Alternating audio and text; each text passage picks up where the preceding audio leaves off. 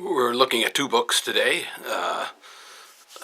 Two books from the well, one book about the 1920s, one published shortly after the 20s ended, the other book published during the 20s.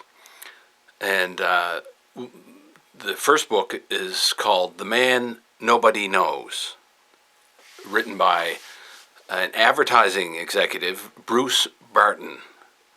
And a curious book, a bestseller in the 20s, and it was an attempt, successful I suppose, in casting Jesus Christ and his followers as successful businessmen, and in particular marketers. So when you're reading this today, it's we really don't have, at least I don't have any sort of idea of how this was received.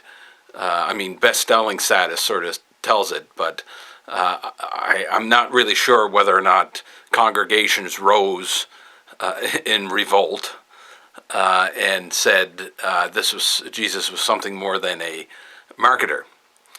But Bruce Barton was so persuasive as a marketer himself that showing how Jesus and his plucky followers were able to convert so much of the world to their business, as Bruce Barton would call it, is proof enough that his thesis,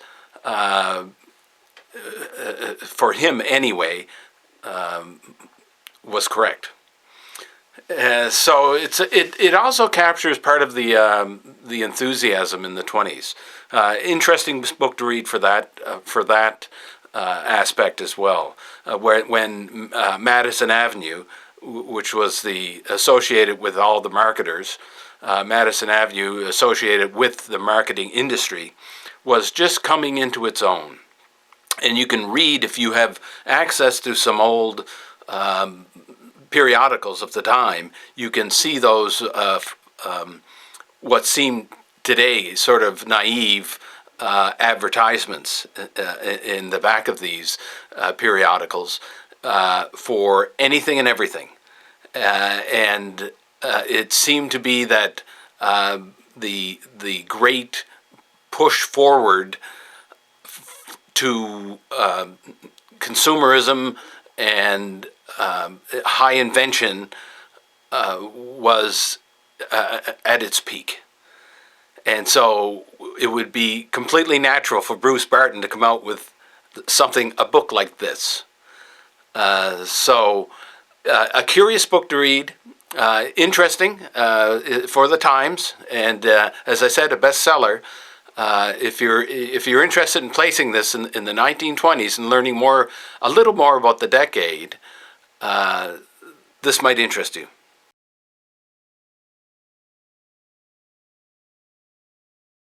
All right, the second book is written after the 1920s, but only a few years after the 20s, and it's a history called Only Yesterday by Frederick Lewis Allen.